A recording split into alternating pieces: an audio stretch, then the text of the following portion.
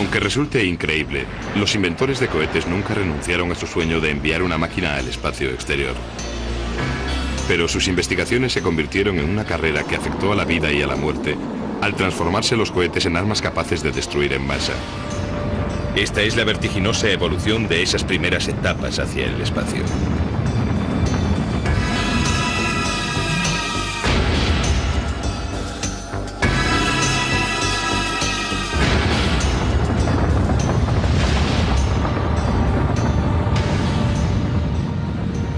Cohetes.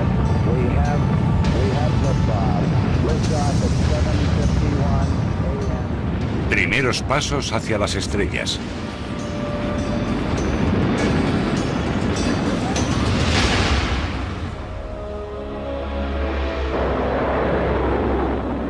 El camino hacia las estrellas ha resultado ser un viaje difícil, plagado de mala suerte y errores de cálculo, pero dotado de brillantes visionarios. El sueño del viaje espacial capturó el ánimo de muchos aventureros de todo el mundo, incluido un tímido profesor de Massachusetts, un grupo de entusiastas aficionados alemanes y un puñado de universitarios de California que iba por libre. De sus mentes salieron los asombrosos cohetes que llevaron a los satélites más allá de los planetas y al hombre a la Luna.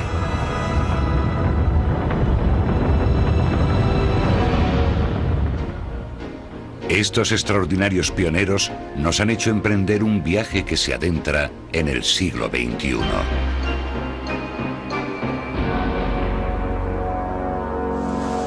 Los primeros cohetes aparecieron en la China hace casi 900 años. Los guerreros chinos ataban tubos de papel llenos de pólvora a sus flechas y lanzas, creando armas que sus enemigos denominaban el rayo que hace temblar los cielos.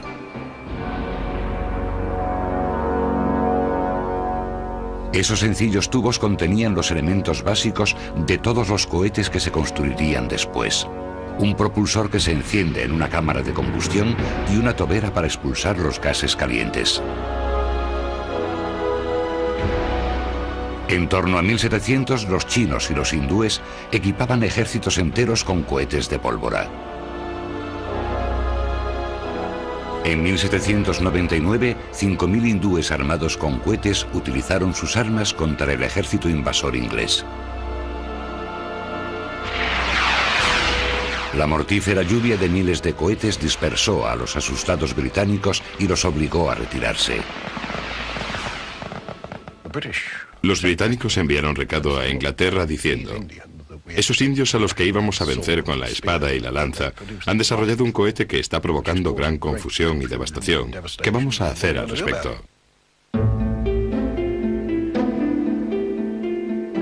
La noticia del ataque llegó a oídos del coronel William Congreve, un ingeniero que trabajaba en el Real Laboratorio del Arsenal Británico de Woolwich.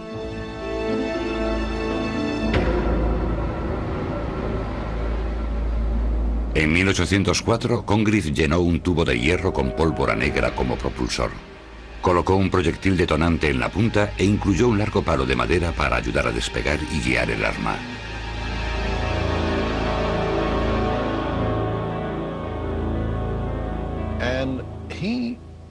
Y después de haber conseguido un éxito con él, lo promocionó como arma naval porque, según decía, no se puede disparar un cañón desde una embarcación pequeña próxima a la costa. Y los barcos grandes que llevan cañones no se pueden acercar a la costa.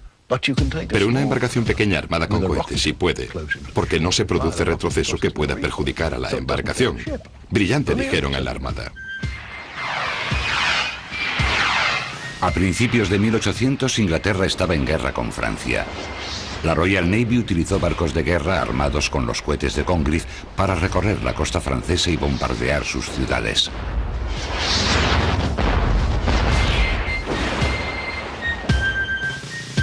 En 1813, el ejército británico, a punto de luchar contra Napoleón, adiestró a un puñado de hombres para disparar los cohetes de Congreve.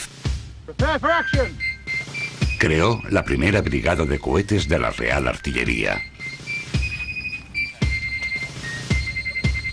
Las ligeras rampas de despegue de madera facilitaban el trabajo del artillero. Rocket, rocket. Port fire. Port fire. Ready to fire. Fire.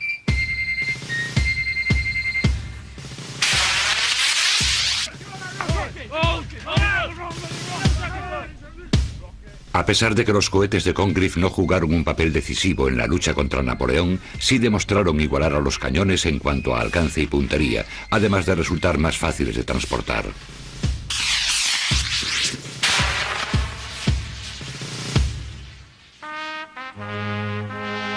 El episodio más famoso protagonizado por los cohetes de Congreve tuvo lugar durante la guerra de 1812, cuando un barco británico armado con cohetes bombardeó la guarnición norteamericana de Fort McHenry. Francis Scott Key, testigo del ataque, quedó tan conmovido al comprobar que la bandera norteamericana seguía allí que escribió lo que hoy es el himno americano. Fueron los proyectiles de Congreve los que inspiraron el rojo resplandor de los cohetes y bombas que explotaban en el aire.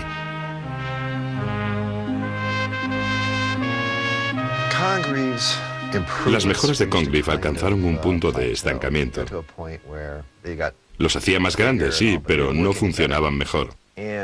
Esto ocurría principalmente porque nunca encontró otra forma de equilibrar el cohete para que volase en línea recta, que no fuese la de usar un palo. El problema era que al quemarse el combustible, el centro de gravedad cambiaba y el palo pesaba más que el propio cohete, lo que le hacía zigzaguear en lugar de ir recto.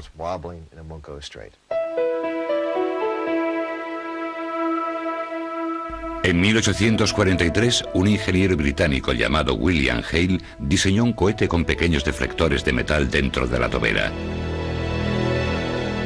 Esos deflectores desviaban ligeramente los gases del escape y hacían que el cohete girase como la bala de un rifle. Esa rotación hacía que el cohete mantuviese su vuelo en línea recta. En 1846, los Estados Unidos pagaron $20.000 por una entrega de lanzadores y 1.000 cohetes Hale, y adiestraron a la primera batería norteamericana de expertos en cohetes. Durante la guerra con México en 1847, los expertos en cohetes norteamericanos fueron los primeros en utilizar los cohetes Hale en combate.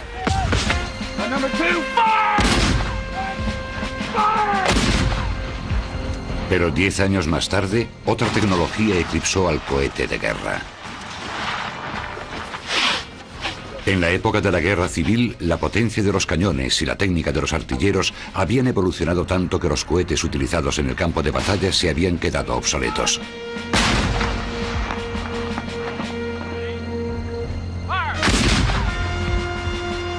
La historia del cohete pudo haber terminado entonces de no haber sido por un poco conocido escritor francés llamado Julio Verne.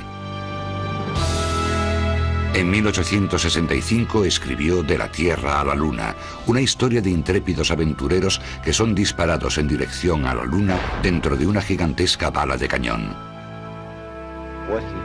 Lo que él hizo fue demostrar que podría ser posible utilizando solo la ciencia, la tecnología y la ingeniería disponibles en su época.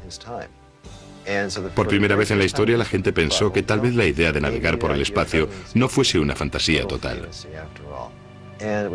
Y esa forma de pensar fue lo que llevó a los auténticos científicos a poner a trabajar sus mentes en la cuestión del viaje espacial.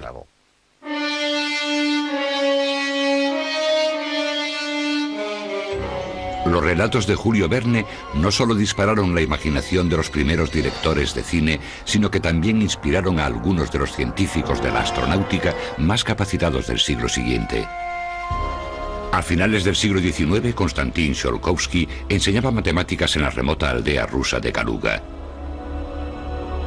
Cuando no estaba con sus alumnos, estudiaba los relatos de Julio Verne. En 1903, con 47 años, Tsiolkovsky publicó un artículo en una revista científica rusa que ofrecía respuestas a las preguntas surgidas sobre los vuelos espaciales, incluyendo un nuevo tipo de cohete. En lugar de usar pólvora, imaginó una máquina propulsada por combustibles líquidos. Con el combustible líquido, hay válvulas y bombas que se pueden controlar. Un cohete propulsado por combustible líquido se puede encender y apagar, y el tipo de combustible que se puede usar es mucho más potente que la pólvora y similares. Tenemos la combinación perfecta de potencia y un cohete que se puede regular. Pero solo se imprimieron unos pocos miles de copias del artículo de Tsiolkovsky, motivo por el cual tuvo muy poca influencia sobre los científicos fuera de Rusia.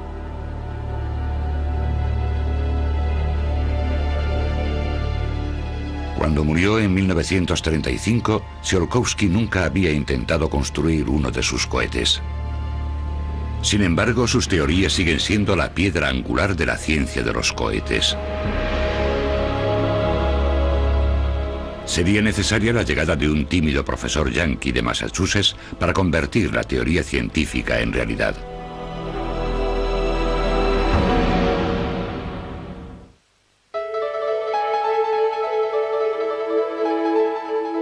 Robert Hutchins Goddard nació en Worcester, Massachusetts, en 1882. Con gran entusiasmo devoraba las fantásticas historias de Julio Verne y H.G. Wells.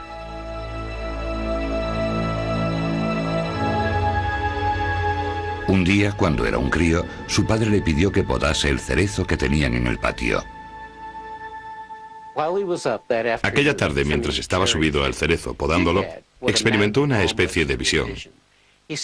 Dijo que había sido como si hubiese podido ver una nave espacial que se posaba en el prado que había al pie del cerezo. Dijo que había podido ver las cargas centrífugas, el sistema de propulsión girando. Un momento maravilloso. Dijo que desde el momento en que descendió del cerezo aquella tarde a los 16 años, no volvió a ser el mismo, que aquel acontecimiento había cambiado su vida. Goddard estudió en la Universidad Clark de Worcester, donde se licenció y obtuvo un máster en 1910. Un año después, la universidad le concedió el doctorado en física. Realizaba experimentos para demostrar de una vez por todas que los cohetes podían funcionar en el espacio. La mayor parte de los científicos creía que los combustibles para cohete no se quemarían en el vacío del espacio exterior y que el cohete no avanzaría porque el espacio exterior carece de atmósfera contra la que el empuje podría ejercer su impulso.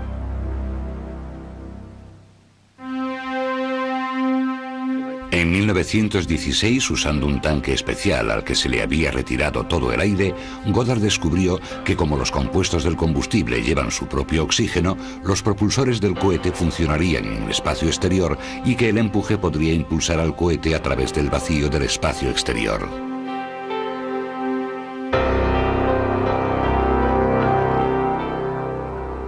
Goddard detalló su revolucionario trabajo en un artículo titulado Método para alcanzar altitudes extremas. Describió cómo un cohete con combustible sólido podría enviar instrumentos científicos al espacio. Añadió que esta misma técnica podría llevar al hombre de la Tierra a la Luna. Publicó su trabajo en 1919, pero los medios de comunicación convirtieron a Goddard en un hazmerreír.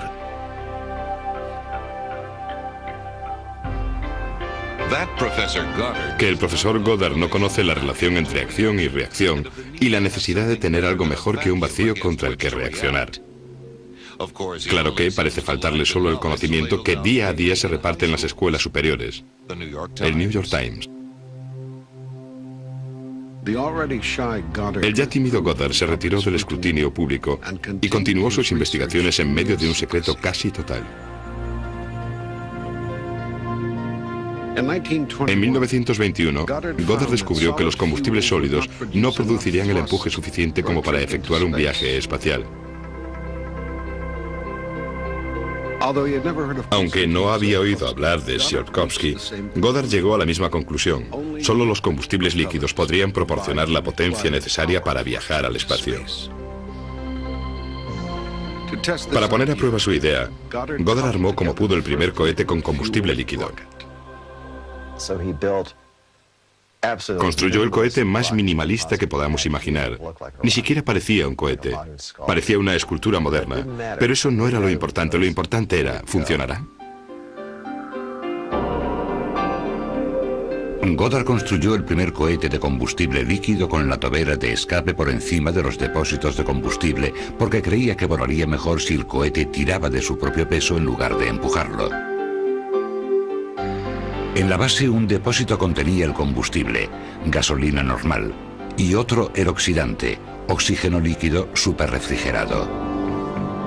Realizado con una aleación de magnesio y aluminio, el cohete, que medía 3 metros, solo pesaba 5 kilos. El 16 de marzo de 1926, Goddard y 2 ayudantes suspendieron el estilizado cohete sobre una plataforma de lanzamiento en medio del campo de repollos de su tía. La esposa de Goddard, Esther, se ocupó de filmar el acontecimiento, pero su cámara, que funcionaba con cuerda, se detuvo justo cuando el cohete daba señales de vida.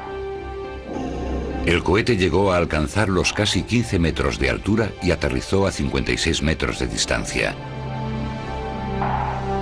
El Smithsoniano quiso anunciar la triunfante noticia del primer vuelo en todo el mundo realizado por un cohete con combustible líquido. Pero Goddard, que no deseaba llamar la atención de los medios, pidió que su éxito permaneciera en secreto. El logro de Goddard no se hizo público hasta 10 años después, en 1936.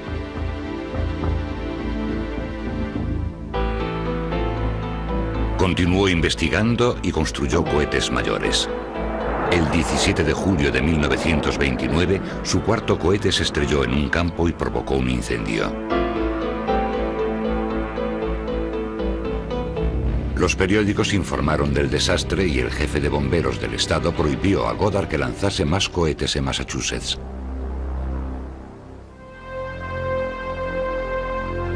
La noticia del espectacular accidente de Goddard llamó la atención de Charles Lindbergh. Lindbergh, famoso en todo el mundo después de volar sobre el Atlántico en solitario, se había convertido en defensor de cualquier tipo de tecnología relacionada con la aviación. El aviador presentó al físico a un hombre muy rico, Harry Guggenheim. El filántropo prometió $100.000 a Goddard y lo animó a buscar un lugar más adecuado donde desarrollar su trabajo.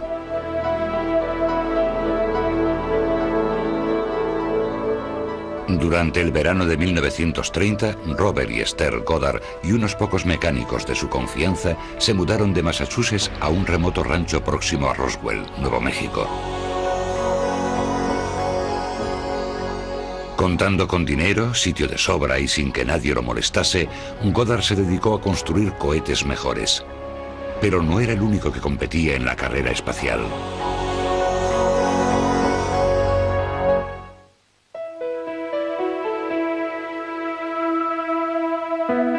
A principios del siglo XX, en las montañas de la Europa del Este, en Transilvania, Hermann Oberth cayó bajo el hechizo del relato de Julio Verne sobre el viaje a la Luna.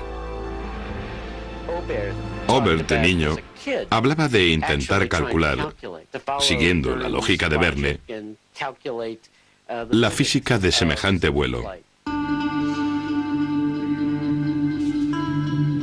Oberth estaba convencido de que podría convertir la ciencia ficción de Verne en ciencia de verdad. A los 28 años escribió un libro en el que esbozaba su plan. El libro El cohete en el espacio interplanetario se escribió como tesis para la Universidad de Heidelberg en 1922, pero no se la aceptaron.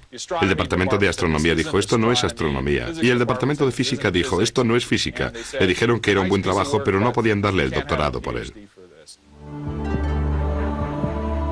Oberth pidió dinero prestado y publicó el libro él mismo en 1923. Solo tenía 87 páginas, pero se convirtió en un éxito instantáneo. En Alemania y en toda Europa, el libro de Oberth provocó la cohetemanía.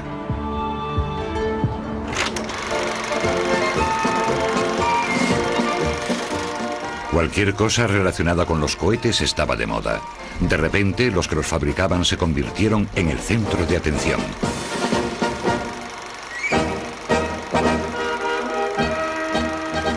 Pero los discípulos más serios de Hermann Oberth querían utilizar los cohetes para algo más importante que para hacer numeritos publicitarios.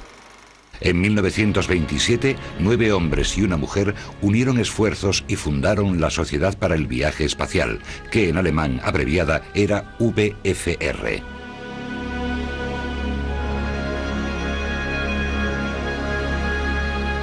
Su primer presidente fue Johannes Winkler, pero el auténtico líder era un aficionado a buscar publicidad llamado Max Valier. Con el apoyo del magnate del automóvil Fritz von Opel, Valier demostraba de la forma más radical todo el potencial de los cohetes.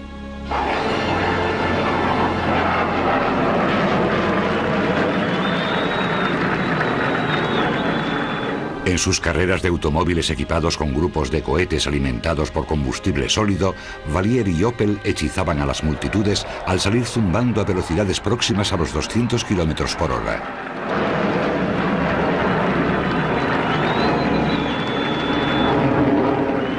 El público europeo recibía totalmente entusiasmado aquellas demostraciones.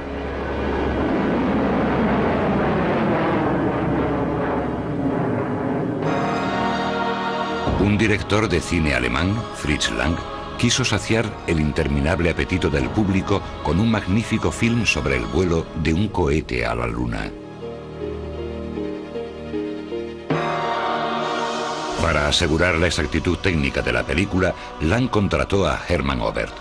El director también le pidió que hiciese despegar un auténtico cohete de combustible líquido para el estreno en octubre de 1929. A pesar de que solo era un teórico, Oberth aceptó intentarlo con la ayuda de sus amigos de la VFR. En el otoño del 29, intentaron construir un cohete y fue un desastre total. No consiguieron que funcionara. Se produjo una gran explosión. Oberth sufrió un ataque de nervios. Fue un gran fracaso. Pero la película de Lang, Una mujer en la luna, de 3 horas de duración, proporcionó un espectacular adelanto de lo que estaba por venir. El film, con su cohete espacial de varias etapas, su gigantesca torre de lanzamiento y su elaborada secuencia del despegue, siguió siendo la descripción más auténtica del viaje espacial durante décadas. En mayo de 1930, un motor de cohete defectuoso mató a Max Valier. Con su muerte se levantaron voces que pedían el fin de las peligrosas pruebas con cohetes. La VFR tenía que encontrar un lugar seguro para seguir con sus experimentos.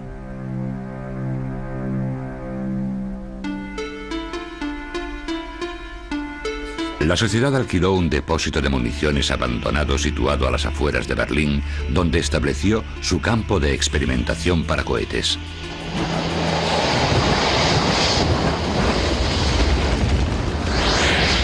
Comenzaron construyendo y lanzando sus primeros motores de combustible líquido. Había un nuevo miembro de 18 años que les ayudaba. Era un estudiante de ciencias físicas llamado Wernher von Braun. En el otoño de 1931, los miembros habían montado un cohete para combustible líquido al que llamaban Repulsor. Las primeras pruebas de vuelo a duras penas separaron el cohete del suelo, pero demostraron que su diseño podría funcionar.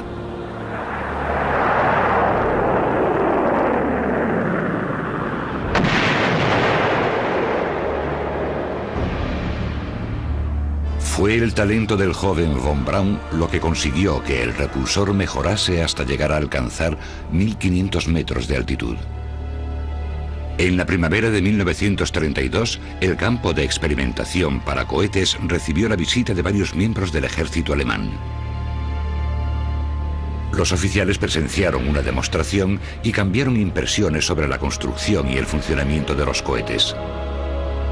El material no pareció impresionarles demasiado, pero el joven von Braun, con solo 20 años, sí lo hizo. Atraen a Von Braun para que acepte un empleo en el ejército. Le prometen que podrá hacer su tesis sobre cohetes de combustible líquido pagado por el ejército, que lo trasladarán a la Universidad de Berlín, mucho más prestigiosa, donde podrá doctorarse en física aplicada a los cohetes. Von Braun dice, no está mal el trato. Jamás llegaremos al espacio si nos quedamos aquí jugando con los cohetes. El ejército tiene dinero. Esta es la única forma factible de conseguirlo. En 1933, Hitler es nombrado canciller. Cuando los nazis se consolidaron en el poder, pusieron fin a toda investigación sobre cohetes llevada a cabo por sociedades civiles y prácticamente cerraron el campo de experimentación para cohetes. La Sociedad Alemana para el Viaje Espacial sencillamente se disolvió.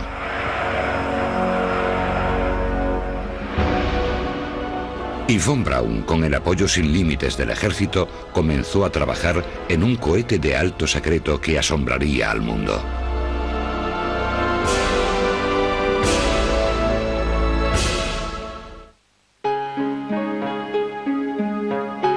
En diciembre de 1930, Robert Goddard y su equipo se prepararon para el lanzamiento de su primer cohete en Nuevo México. A Goddard le gustaba enfocar su trabajo haciendo las cosas con su propio equipo. Tenía un pequeño grupo de mecánicos muy hábiles, técnicos que estaban con él en Roswell. Algunos eran parientes de Esther Goddard y otros eran hombres con talento que Goddard había reunido. Era con esa gente con la que Goddard quería trabajar.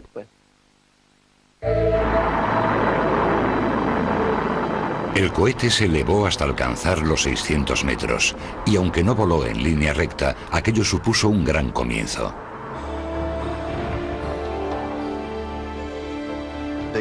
Uno de los mayores problemas de los cohetes es conseguir que el mismo vaya a donde tú quieres que vaya. Una de las cosas en las que Goddard trabajó y desarrolló fue la introducción de un giroscopio, de manera que si el cohete se inclinaba hacia un lado, el giroscopio compensaba hacia el otro. Funcionaba gracias a una serie de pequeños mandos que ajustaban aletas a la salida del mismo para hacer que éste volviese a inclinarse en la dirección correcta. En abril de 1932, Goddard lanzó su cohete con control giroscópico. No alcanzó tanta altitud como él esperaba, pero anotó en su diario que las aletas orientables habían mantenido el rumbo del cohete. Fue un importantísimo avance en el guiado de cohetes, porque se trataba de un sistema que no requería la intervención externa de nadie para controlarlo. Se controlaba a sí mismo, como un robot. Sobre el papel, Goddard suponía que sus cohetes podrían alcanzar los 15.200 metros, pero las pruebas no indicaban lo mismo. En la primavera de 1935, un cohete alcanzó los 1.500 metros. Unos meses más tarde, otro había superado los 2.100. La mejora animó a Goddard, pero los vuelos estaban aún muy lejos de hacer realidad su ambiciosa meta.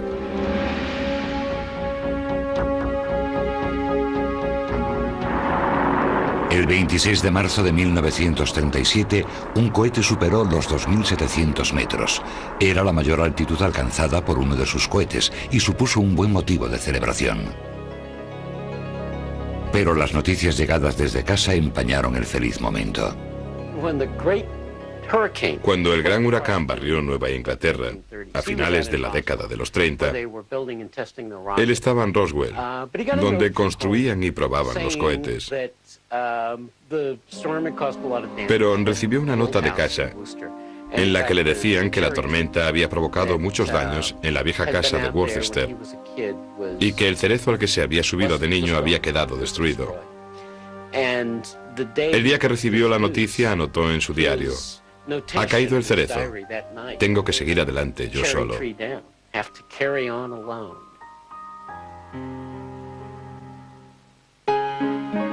De vez en cuando, Lindbergh y Guggenheim viajaban hasta Roswell para visitar a Goddard y ver el funcionamiento de su último cohete.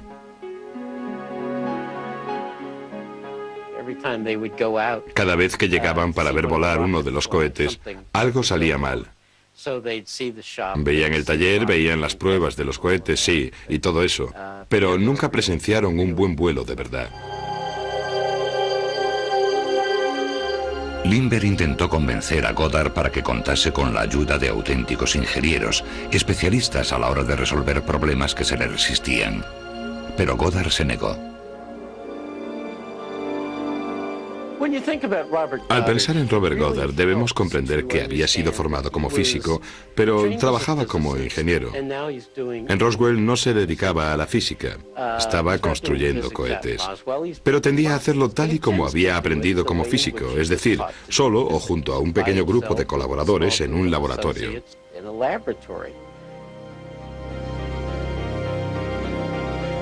Los alumnos del prestigioso Instituto Tecnológico de California habían ofrecido a Goddard una y otra vez su colaboración.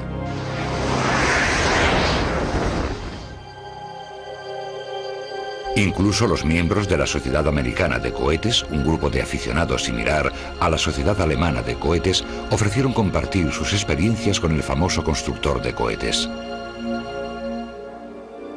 Pero Goddard, muy educadamente, los rechazaba a todos. No publicaba sus trabajos, se negaba a mantener correspondencia con aquellos que deseaban realizar el mismo tipo de investigaciones y necesitaban su información. Querían compartir su trabajo con él. Como resultado de todo esto, él realizó un trabajo impresionante que habría hecho avanzar la ciencia de los cohetes en muchas décadas si alguien lo hubiese conocido. La gente sabía que estaba allí, en medio del desierto, lanzando cohetes, pero nada más.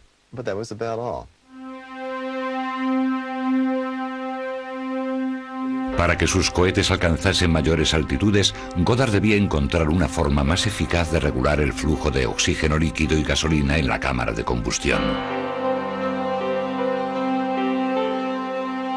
Limitado por la capacidad de su equipo, tardó casi todo 1939 en montar un cohete con una eficaz bomba de combustible accionada por turbina.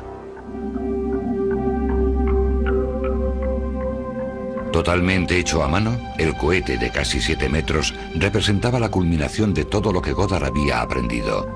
Tenía un sistema de despliegue de paracaídas, depósitos de combustible ultraligeros, deflectores direccionales controlados por giroscopio, una cámara de combustión de alta presión y la nueva bomba de combustible por turbina. En la primera prueba, realizada en febrero de 1940, la bomba por turbina quedó obstruida por el hielo causado por el oxígeno líquido y apagó el motor. Reparó la bomba, pero el cohete volvió a fallar, esta vez por un motivo diferente.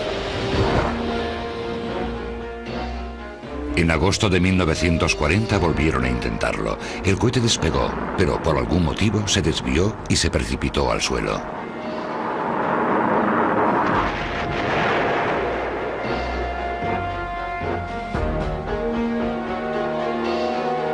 En la siguiente prueba, en mayo de 1941, el cohete se elevó rápidamente, pero el motor se apagó.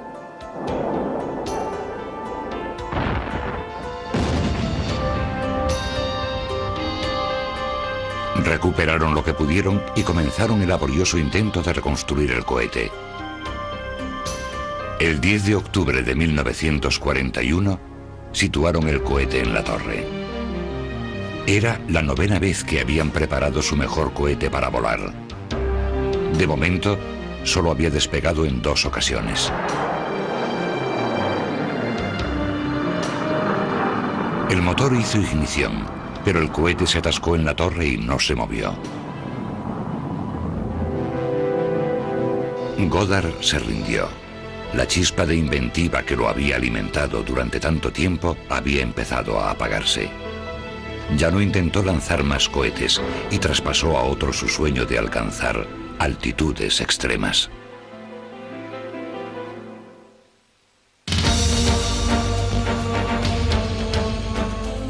En 1936, media docena de jóvenes inventores habían unido sus fuerzas en Pasadena, en el Instituto Tecnológico de California, con la intención de desarrollar su mutuo interés en el mundo de los cohetes. Su mentor era el doctor Theodor von Karman, director del famoso laboratorio aeronáutico Guggenheim del instituto. Para von Karman, esos alumnos eran el futuro, pero para sus compañeros de clase eran la brigada suicida. Su líder era Frank Malina, un licenciado de 24 años que sentía pasión por los vuelos espaciales. El 31 de octubre de 1936, los intrépidos fabricantes de cohetes se fueron a los montes de Pasadena para probar su primer motor cohete alimentado por combustible líquido. Los alumnos observaron, parapetados tras sacos de arena, cómo su motor mantuvo durante 8 segundos una combustión uniforme.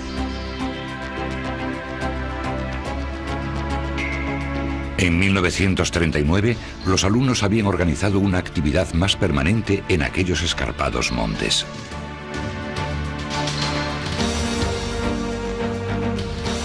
Llamaban al grupo de cabañas y plataformas de prueba que habían montado Estación Experimental de Propulsión por Reacción. Frank Malina y sus compañeros no imaginaban lo pronto que sus trabajos de clase se convertirían en asuntos de seguridad nacional.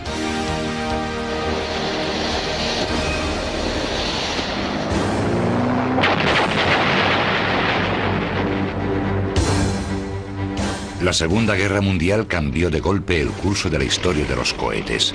Los ejércitos de ambos bandos acudieron a los fabricantes de cohetes en busca de nuevas armas. En junio de 1940, el presidente Roosevelt creó el Comité de Investigación para la Defensa Nacional para coordinar todos los proyectos de cohetes existentes en los Estados Unidos.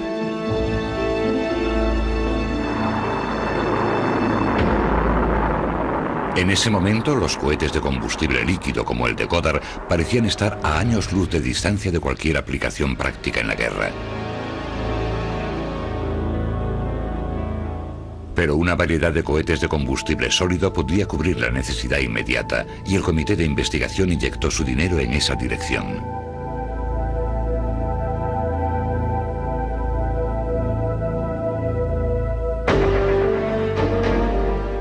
Los pesados cohetes de bombardeo de combustible sólido funcionaban como la artillería y proporcionaban a los soldados una forma muy eficaz de combatir.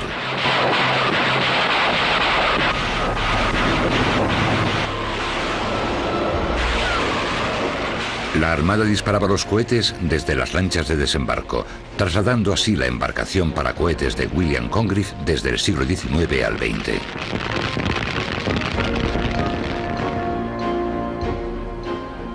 El cohete de batalla norteamericano mejor conocido y más reconocible era el cohete M6 anticarro.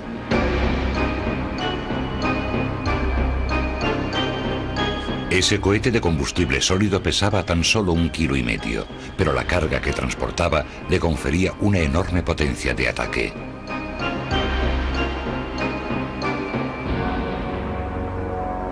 Durante las pruebas realizadas en Aberdeen, Maryland, en 1942, alguien afirmó que el aparato parecía un bazooka, que era un instrumento musical que tocaba el cómico Bob Burns. Y el nombre cuajó.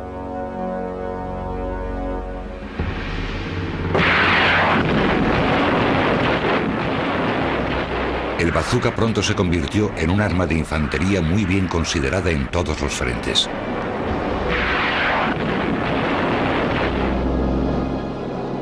Además de los cohetes empleados en el campo de batalla, el Comité de Investigación para la Defensa Nacional también pidió a los fabricantes de cohetes que buscasen la forma de ayudar a las aeronaves pesadas a despegar en pistas cortas.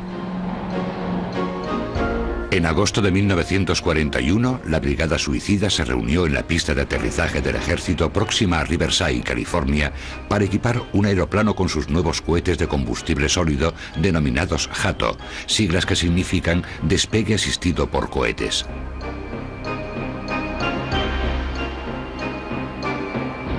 El decidido piloto llegó hasta el final de la pista, se santiguó y pulsó el botón de ignición.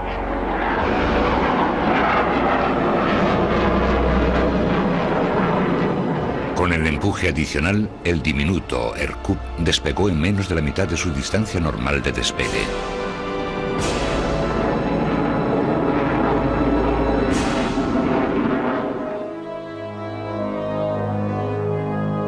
En abril de 1942, en el lecho del lago seco de Muroc Field, California, Frank Malina y sus colegas pidieron prestado al ejército un bombardero A-20 para probar su acelerador de despegue jato de combustible líquido más avanzado. El equipo del Instituto Tecnológico introdujo en las cunas del motor los depósitos, las bombas y la cámara de combustión de un motor de cohete propulsado por dos peligrosos combustibles líquidos, alcohol y lo que los químicos llaman ácido nítrico de vapores rojos.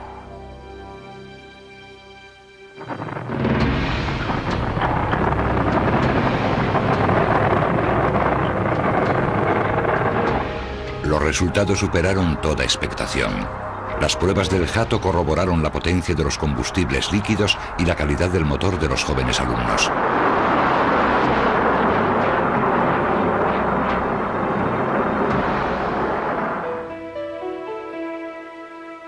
Frank Malina supo que, por lo menos de momento, su trabajo vendría dictado por las necesidades del ejército. Pero jamás perdió de vista su meta original, construir un cohete capaz de alcanzar el espacio exterior. Estaba claro que si ese motor de combustible líquido podía levantar un bombardero del ejército, sin duda alguna elevaría un cohete ultraligero. En 1944, Malina presentó una propuesta al ejército para construir un cohete capaz de transportar una carga de 11 kilos de peso hasta una altura de 30.500 metros. Suponía que tenía muy pocas posibilidades de ser aprobada, pero las asombrosas noticias relativas a la guerra de Europa lo cambiaron todo. Los alemanes habían atacado Londres con la V-2, el primer misil balístico de largo alcance del mundo. Los aliados fueron tomados totalmente por sorpresa. El ejército norteamericano aprobó los fondos necesarios para la construcción del cohete de Malina.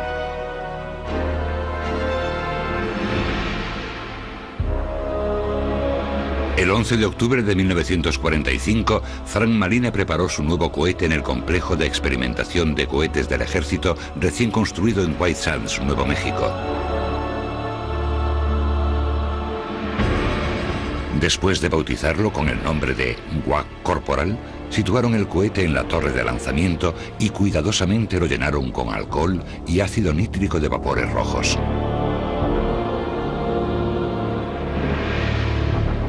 Tras una última inspección, Malina se reunió con el resto de la tripulación de despegue dentro del refugio de control. El cohete se elevó vertiginosamente casi 61.000 metros, más de 60 kilómetros en línea recta.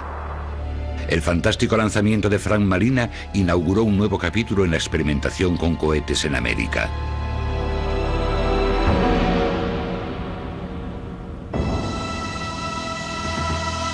Después de la Segunda Guerra Mundial, los alemanes que habían construido la V-2 se fueron a trabajar a Estados Unidos.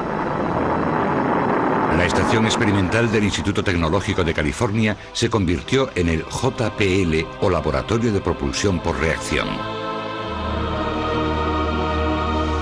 Comenzó la Guerra Fría y la construcción de cohetes pasó a ser una prioridad nacional.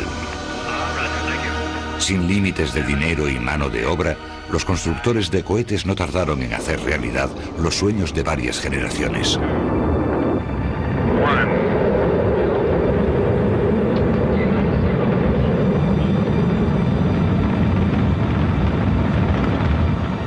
Pero el hombre que lo había empezado todo ya no estaba allí para verlo. Robert y Esther Goddard se habían ido de Nuevo México en 1942.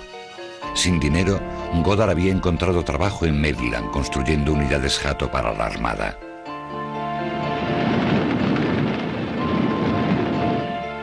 Pero los años de agotador trabajo se cobraron su precio.